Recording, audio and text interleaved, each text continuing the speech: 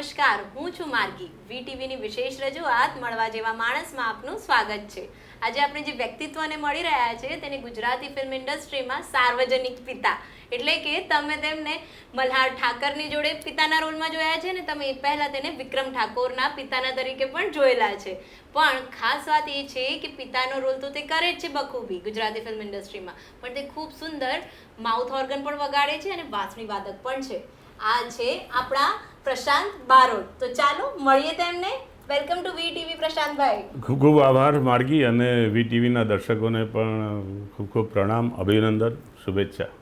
ખૂબ બહોળો તમને ગુજરાતી ફિલ્મ ઇન્ડસ્ટ્રીનો અનુભવ એવું કહીએ આપણે. તમે વિક્રમ ઠાકોરથી લઈને મલ્હાર ઠાકર સુધીના પિતાના એમના રોલ કર્યા છે. તો કેવો એ અનુભવ ને એ જે જનરેશનનો બદલાવ કે તમે અર્બન ગુજરાતી કહો, રૂરલ ગુજરાતી કહો, જે બે ફાંટ છે એના વિશે વાત. હા, એટલે સારો અનુભવ છે, અને હું માનું છું કે હું હંમેશા એક વિદ્યાર્થી રહેવા ઈચ્છું છું, વિદ્યાર્થી રહું છું. એટલે જેમ જેમ સમય પરિવર્તન થાય છે, જીવનશૈલી બદલાય છે, અને એની અસર કલાની પ્રસ્તુતિમાં પણ થાય છે. કારણ કે આફ્ટર ઓલ સિનેમા કે કોઈ પણ કલાનું સ્વરૂપનું જે એની પ્રસ્તુતિ બદલાય છે, એનું મૂળ હાર્દ તો એ જ રહેવાનું, પરંતુ જીવનશૈલી બદલાય એની સાથે સાથે એક્સપ્રેશન આર્ટના એ પણ બદલાય. તો I M feeling bless my self કે હું ઉપેન્દ્ર ત્રિવેદી સાથે પણ મેં કામ કર્યું છે, કે નરેશ કનોડિયા કે વિક્રમ ઠાકોર, તમે કહ્યું કે એમના પિતાના રોલ મેં કર્યા છે, અને આજે મલ્હાર ઠાકર કે યશ સોની કે એ લોકો સાથે પણ હું કામ કરી શકું છું. તો સમય જેમ બદલાય છે એમ સિનેમાના માધ્યમ દ્વારા વાર્તા કહેવાનો એક એની પ્રસ્તુતિ બદલાય છે, એનું સ્વરૂપ બદલાય છે. અને હું હંમેશા પ્રયત્ન કરું છું કે જે નવી શૈલી હોય એને હું આત્મસાત કરું અને લોકો સુધી પહોંચાડું, જેના કારણે ટોટાલિટીમાં જે નવી રીતે ફિલ્મ બની રહી છે એમાં હું મારી જાતને મર્જ કરી શકું અને લોકોને કનેક્ટ કરી શકું. લોકો કનેક્ટ થાય એટલે કે તમારી જે દરેક ફિલ્મ હોય, આપણે એની વાત કરીએ કે ફિલ્મની પસંદગીની વાત આવે તો પ્રશાંતભાઈને કેવું હોય કે આ ફિલ્મમાં ઓબ્વિયસ છે કે ફાધરનો રોલ હોય એટલે અમુક તો એમાં એવું જ હોય કે આ સરખુંનું સરખું હોય, પણ તમારા સુધી આવે કઈ રીતે તમે પસંદ કરો? હા, એ હું થોડો ડિફર દઉં છું કે ફાધરનો રોલ એટલે સરખો ને સરખો. જેમ આપણે જાણીએ છીએ કે આપણી ફિંગરપ્રિન્ટ્સ કરોડો માણસ હોય છે વિશ્વમાં, પણ ફિંગરપ્રિન્ટ એક સરખી નથી હોતી. પ્રકૃતિએ વનસ્પતિ બનાવી છે તો વનસ્પતિના પાંદડા માટે પણ વનસ્પતિ શાસ્ત્રીઓ એવું કહે છે કે એક જ પ્રકારનું પર્ણ એક ઝાડમાં હજારો પાંદડા હોય પણ એક સરખા નથી હોતા. તો હું માનું છું કે ફિલ્મમાં જે ફાધરના કેરેક્ટર હું કરું છું, પિતાની ભૂમિકા નિભાવું છું, તો તમે એનો સૂક્ષ્મ અભ્યાસ કરશો તો દરેક પિતાનો કોઈક શેડ અલગ હોય છે, કંઈક થોડું અલગ હોય છે. હું મારી પૂરી ક્ષમતાથી, મારી પૂરી પ્રમાણિકતાથી એ ડિફરન્શિએટ કરવાનો પ્રયાસ કરું છું કે અગાઉ મેં જે પિતા કર્યા હતા એના કરતાં આ પિતા કેવી રીતે જુદા છે. અને મને એ વાતનો સંતોષ પણ છે કે એ રીતે કરતાં આટલા બધા ફાધરના કેરેક્ટર્સ મેં કર્યા પછી પણ પ્રેક્ષકોની સ્વીકૃતિ મને મળે છે. તો બધા પિતા એક સરખા હોય છે એવું નથી હોતું. પિતામાં સૂક્ષ્મ ભેદ તો ઘણો હોય છે, અને હું પ્રયત્ન કરું છું ઈશ્વરે આપેલી મારી કલા કે મારી ક્ષમતા થકી કે હું એને એક વિશેષ પિતા અથવા તો એ વાર્તાના અનુરૂપ પિતા તરીકે હું પ્રસ્તુત કરું. જી, આ તો ફિલ્મોની વાત થઈ. શરૂઆતના તમારા દિવસોની વાત કરીએ. તમે ક્યાંથી આવ્યા? મતલબ મૂળ અમદાવાદના? ના, એટલે મારો જન્મ ઉત્તર ગુજરાતમાં મહેસાણા જિલ્લાના વિસનગર ગામમાં થયો, અને મને ખૂબ આનંદ અને ગૌરવ છે કે એ ભૂમિમાં થયો જે ભૂમિ પરથી જયશંકર સુંદરી નાટ્ય, આપણા બહુ વિખ્યાત નટ અને દિગ્દર્શક પણ એ થઈ ગયા, કે અવિનાશ વ્યાસ ગીતકાર સંગીતકાર જે ભૂમિ પર થઈ ગયા, ત્યાં મારો જન્મ થયો. શાળાકીય અભ્યાસ દરમિયાન પણ અભિનયમાં અને બીજી કલા પ્રવૃત્તિમાં મને શોખ હતો, કારણ કે હું નાનપણથી હાર્મોનિયમ વગાડતો હતો. પ્રાર્થનામાં ને એમાં કે ગરબા હરીફાઈને એમાં સાંસ્કૃતિક પ્રવૃત્તિમાં પાર્ટિસિપેટ થતો હતો. અને પછી એ ગુજરાતી ફેમિલીમાં જેમ થાય છે એમ થોડાક પર્સન્ટેજ સારા આવ્યા એટલે એન્જિનિયરિંગમાં અભ્યાસ કર્યો, અને ટેક્સટાઇલ એન્જિનિયરિંગમાં મેં અભ્યાસ માટે દાખલ થયો, અમદાવાદ આવ્યો. ત્યાં આગળ ત્યાં કલા પ્રવૃત્તિ બહુ થતી નહોતી, એટલે કેટલોક સમય એવો રહ્યો કે હું કંઈ કરી ના શક્યો અભિનય ક્ષેત્રે. જ્યારે સ્કૂલમાં હતો ત્યારે એકપાત્ર અભિનય અને બીજી અભિનયને સંલગ્ન પ્રવૃત્તિ હું કરતો હતો. ઇનામો થોડાક મળ્યા મને એ દરમિયાન. કોલેજમાં એ પ્રવૃત્તિ મારી અટકી ગઈ, કારણ કે કોલેજમાં તમે સૌ જાણતા હશો કે BA BCom એટલે કે વાણિજ્ય અને જે આર્ટ્સ કોલેજ હોય છે એટલી કલ્ચરલ એક્ટિવિટીઝ એન્જિનિયરિંગ કોલેજમાં પ્રમાણમાં નથી થતી. તો એ બધું અટકી ગયું એક્ટિંગનું. તો મેં કીધું કે આ સમયનો સદુપયોગ કરું, તો મેં ફ્લ્યુટ શીખવાનું શરૂ કર્યું, કારણ કે એમાં મારે બીજાની મદદની જરૂર નથી. નાટક કરવું હોય તો મારે બીજા કલાકારો જોઈએ, દિગ્દર્શક જોઈએ, અને ફ્લ્યુટ અથવા તો વાંસળી વાદન એક એવી પ્રવૃત્તિ છે કલાની કે એમાં તમારે કોઈની જરૂર નથી પડતી. અને કેટલીક પરીક્ષાઓ આપી અને ફ્લ્યુટમાં પણ અભ્યાસ મેં કર્યો. પછી મૌન ઓર્ગન પણ શીખ્યું. ટેક્સટાઇલમાં મારો અભ્યાસ હતો એ દરમિયાન થોડાક પ્રયત્નો મેં કર્યા કે હું એક્ટિંગમાં ક્યાંક કશું કરી શકું, પરંતુ એવું કંઈ સમજણ નહોતી અથવા તો એવા યોગ ના બન્યા કે હું ના કરી શક્યો. પરંતુ મારું એજ્યુકેશન પૂરું થયું ને પછી હું જ્યારે ટેક્સટાઇલ ઇન્ડસ્ટ્રીઝમાં જોબ મને મળી ત્યારે અમદાવાદમાં વિઝ્યુઅલ આર્ટ્સ સેન્ટર યુનિવર્સિટીની સામે ત્યાં અવેતન નાટ્ય પ્રવૃત્તિ થતી હતી, કે જ્યાં તમને પૈસા ના મળે પરંતુ પ્લેટફોર્મ મળે, અને સાહિત્યિક કૃતિ ઉપર સાહિત્યકારોના સાનિધ્યમાં એમના માર્ગદર્શન હેઠળ નાટ્ય પ્રવૃત્તિ થતી હતી. તો એ પ્રકારે મેં ત્યાં કેટલાક નાટકો કર્યા વિથ માય જોબ. અને એ દરમિયાન કેટલાક રાજ્ય કક્ષાના ઇનામો પણ મળ્યા. સંગીત નાટક અકાદમી ને બીજી સ્પર્ધાઓમાં અમારા નાટકો વિજેતા થયા અથવા પસંદગી પામી, અને એના વિનર્સ શો અથવા તો પસંદ થયેલા નાટકોના શો એવી રીતે ગુજરાતભરમાં પણ અમે કર્યા. અને એ રીતે મારું ઘડતર થયું. વર્કશોપ કરી મેં એ દરમિયાન નાટકની સવિશેષ દિગ્દર્શનની. અને પછી ધીમે ધીમે ટેલિવિઝન કે બીજા કમર્શિયલ નાટકમાં મને કામ મળવાની શરૂઆત થઈ. અને એક તબક્કો એવો આવ્યો કે હું ટેક્સટાઇલની જે જોબ કરતો હતો એ જોબ સાથે નાટકો કે ફિલ્મો કે સિરિયલો હું કરી શકું એમ નહોતો. તો મારે એક પસંદ કરવાનું એક તબક્કો આવ્યો કે મારે કંઈ એક પસંદ કરવું જોઈએ. અને તમે જાણો છો કે કોઈ પણ કલા ક્ષેત્રમાં શરૂઆતનો તબક્કો ખૂબ કઠિન હોય છે, કારણ કે એમાં આર્થિક વળતર એટલું નથી હોતું. મારા માથે પરિવારની જવાબદારી હતી. હું સેલરી સારો મેળવતો હતો because I was on with higher designation. હું ટેક્સટાઇલ ઇન્ડસ્ટ્રીઝમાં પણ ડિપાર્ટમેન્ટલ હેડ સુધી પહોંચ્યો હતો, તો I was gating handsome salary. અને એ છોડી અને એક્ટિંગ કરું તો કદાચ હું 10મા ભાગનું પણ ના કમાઈ શકું. પરંતુ કંઈક કરવું હતું. તો I am blessed by God કે મારા મોટા ભાઈ પંકજભાઈ બારોટ, જે પોતે ગવર્મેન્ટ કોન્ટ્રાક્ટર છે, બિલ્ડિંગ કોન્ટ્રાક્ટર છે, એમનું મને પીઠબળ અને સપોર્ટ મળ્યો. એમણે કીધું કે તારા મનની ઈચ્છા છે તો એ તું કર, વિલ ટ્રાય, કે હું બેઠો છું, તું ચિંતા ના કર પરિવારની, અને બહુ જ કંઈ તકલીફ પડશે તો મારી સાથે કન્સ્ટ્રક્શનના ધંધામાં આવી જજે. પણ તને એવું ના થાય કે તારે કરવું તું એ ના કર્યું. તો I am blessed by God and I am thankful to my elder brother કે એમને મને પીઠબળ આપ્યું, સપોર્ટ આપ્યો. અને એવી રીતે મેં જોબ છોડી દીધી એક્ટિંગ કરવા માટે. સાથે સાથે મને એવું પણ થયું કે એ વખતે એવું હતું કે હું કંઈ 20 કે 25 દિવસ શૂટિંગ નહોતો કરતો. 2-3 દિવસ શૂટિંગ હોય મહિનામાં, 2-3 નાટકના શો હોય. તો બાકીના સમયનો સદુપયોગ કરીએ અથવા તો આપણે પણ આપણી પોતાની જવાબદારી સમજવી જોઈએ. એટલે મેં ટેક્સટાઇલના સ્પેર પાર્ટનું, ટેક્સટાઇલના કોમ્પોનન્ટનું માર્કેટિંગ શરૂ કર્યું, કે જેથી મારે કોઈની રજા ના લેવી પડે.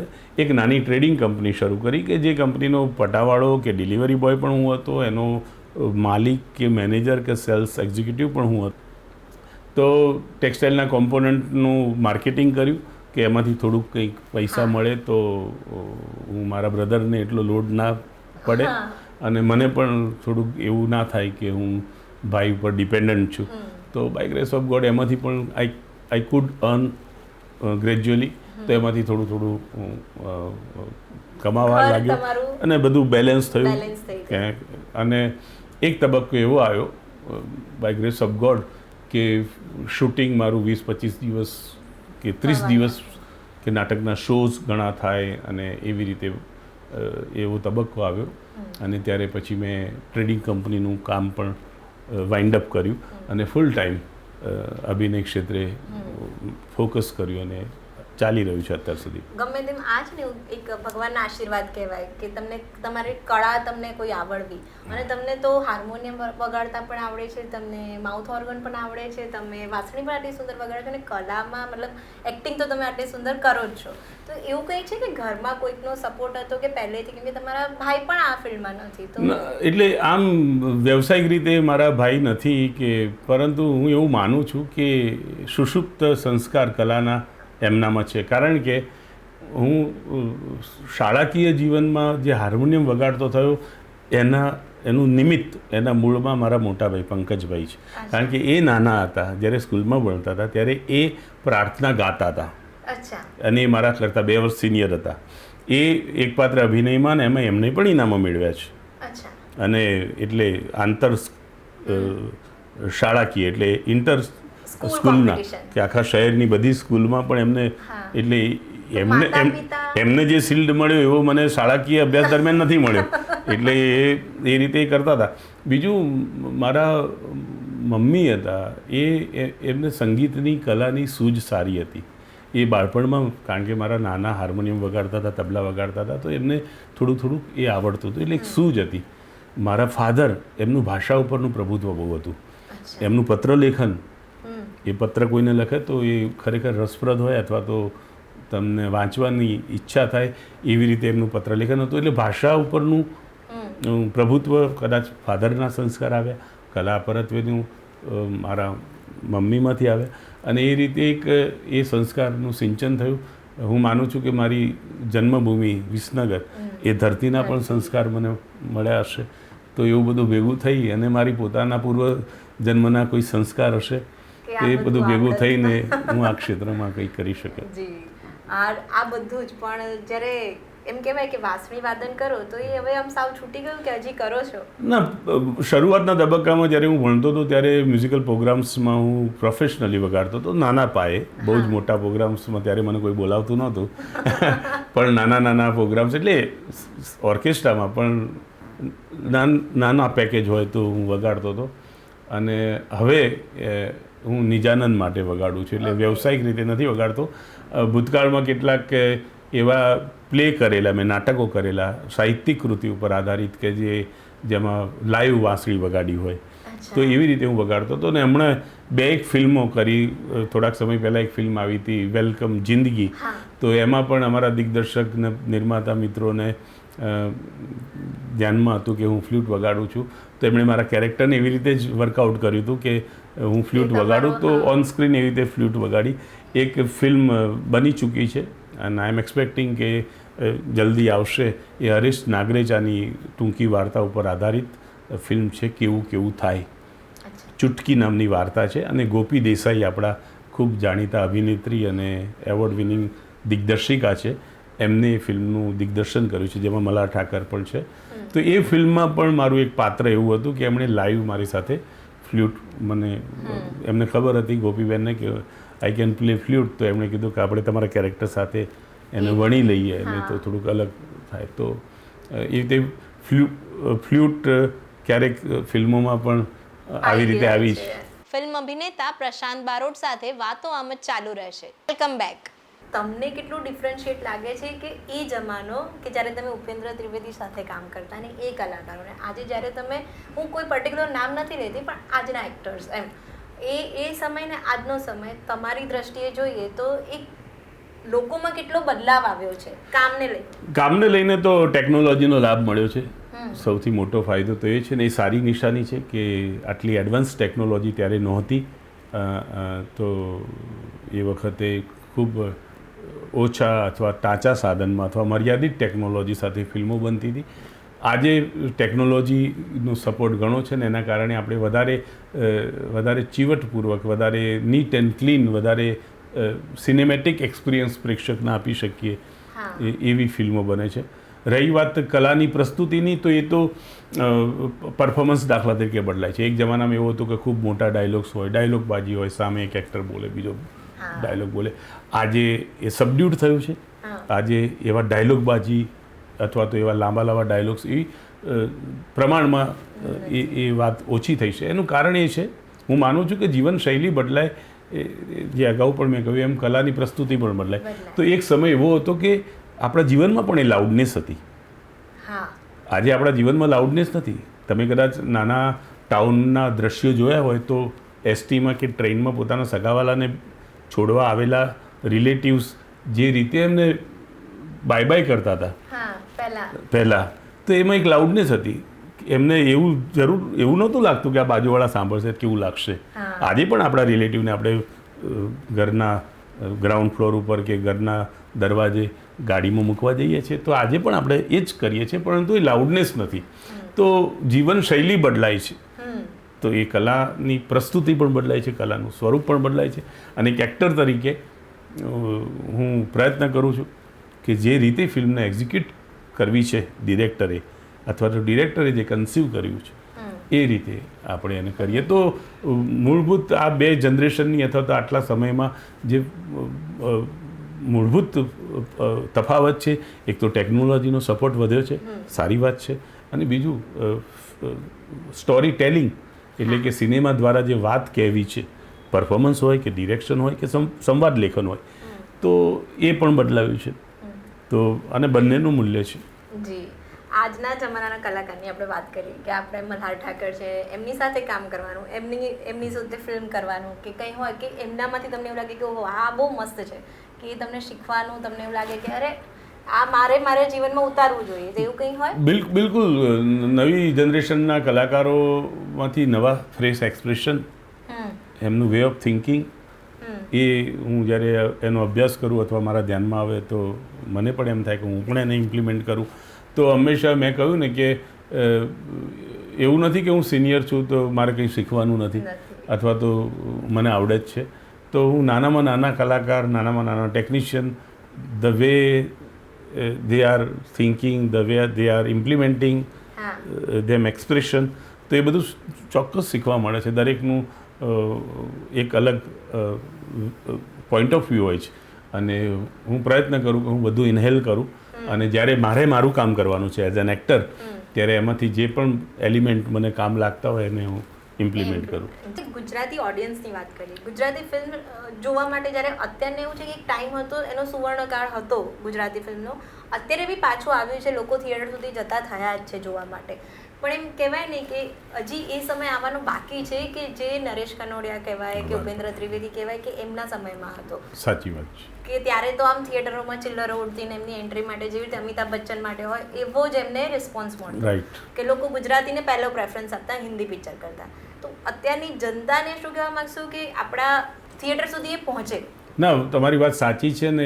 આપણા ગુજરાતી કલાકારોના તમે જે એને નામ દીધા, નરેશભાઈના કે ઉપેન્દ્રભાઈના કે દિગ્દર્શકોના, એ નિર્માતાઓના, ગોવિંદભાઈ પટેલના, એ લોકોનું બહુ ગ્રેટ કોન્ટ્રીબ્યુશન છે. ઇવન આત્મારામ ઠાકોર એક દિગ્દર્શક હતા જેમણે પણ ખૂબ સુંદર ફિલ્મો આપી, જસવંતભાઈ ગાંગાણી, આ બધાએ ખૂબ સરસ ફિલ્મો આપીને એક મજબૂત પ્લેટફોર્મ એમણે ફાઉન્ડેશન બનાવ્યું છે જેના ઉપર નવી પેઢી આજે ન્યૂ વેવ સિનેમા, હું અર્બન કે રૂરલ એવો ભેદમાં નથી માનતો, પણ એ લોકોનું કોન્ટ્રીબ્યુશન છે. એ લોકોનું કોન્ટ્રીબ્યુશન છે કે ઇન્ડસ્ટ્રીઝને આ પ્રકારનું એક માળખું તૈયાર કરી આપ્યું જેના ઉપર આજે આપણે પ્રયત્નો થકી નવી પેઢીના લોકો આજે હેલ્લારો સુધી આપણે પહોંચ્યા, કે રેવા કે ઢ જેવી ફિલ્મને નેશનલ એવોર્ડ મળ્યા, રોંગ સાઈડ રાજુ કે હેલ્લારોને આખા ભારતની બધી જ ફિલ્મોમાં શ્રેષ્ઠ ફિલ્મ ઘોષિત કરી, પુરસ્કૃત કરી. તો હું માનું છું કે એના પાયામાં ગુજરાતી ફિલ્મ ઉદ્યોગમાં જે લોકોએ જે કંઈ કોન્ટ્રીબ્યુટ કર્યું છે એ બધા અભિનંદનીય કામ કર્યું છે. રહી વાત, તમે કહ્યું કે ચિલ્લરો ઉડતી હતી ને, બરાબર છે, અમિતાભ બચ્ચનના જેવો જ પ્રતિસાદ નરેશભાઈને કે એ લોકોની ફિલ્મોમાં મળતો હતો, નરેશ કનોડિયાની ફિલ્મમાં. જીવનશૈલી બદલાઈ ગઈ છે, હવે માધ્યમોના વિકલ્પો બદલાઈ ગયા છે. એટલે માત્ર એ માપદંડ આપણે રાખીએ કે આ જ થાય તો જ ફિલ્મ સફળ, એવું નથી. કારણ કે આજે ઓટીટી છે, આજે તમારી જોડે મોબાઈલમાં તમારી જોડે ફિલ્મ છે, તમારી જોડે ઘણા બધા વિકલ્પો છે, ટેલિવિઝનમાં પુષ્કળ ફિલ્મો આવે છે. તો ઓબ્વિયસલી પહેલાં એક જ માધ્યમ હતું કે સિનેમા હોલમાં જાઓ તો ફિલ્મ જોવા મળતી હતી. આજે તમારી પાસે સિનેમા હોલ છે, આજે તમારી પાસે ઓટીટી છે, આજે તમારી જોડે ટેલિવિઝન છે, મોબાઈલ છે, ઘણા બધા વેબસાઇટ્સ ઉપર આજકાલ ફિલ્મ્સ મળે છે. હવે તો સિનેમા નામનું એક એવું ટેકનિકલ ડિવાઇસ છે કે તમે ટિકિટ ખર્ચીને મોબાઈલમાં ફિલ્મ જુઓ.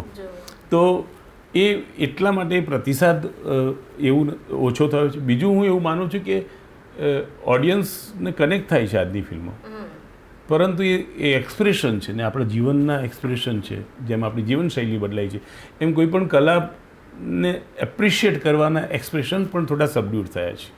ઓકે, એ લાઉડનેસ ઘટી હા, છે એ કે લાઉડનેસ આમાં ઘટી પણ ઘટી છે. છે. એટલે એ લોકોને આજની ફિલ્મો ગમતી જ હશે, હું ચોક્કસ માનું છું ને. આપણી સમક્ષ જે ચિત્ર છે એ જોતા તો એ એક્સપ્રેશન અથવા તો એ રિસ્પોન્સનો પ્રકાર બદલાયો છે, એની શૈલી બદલાઈ છે.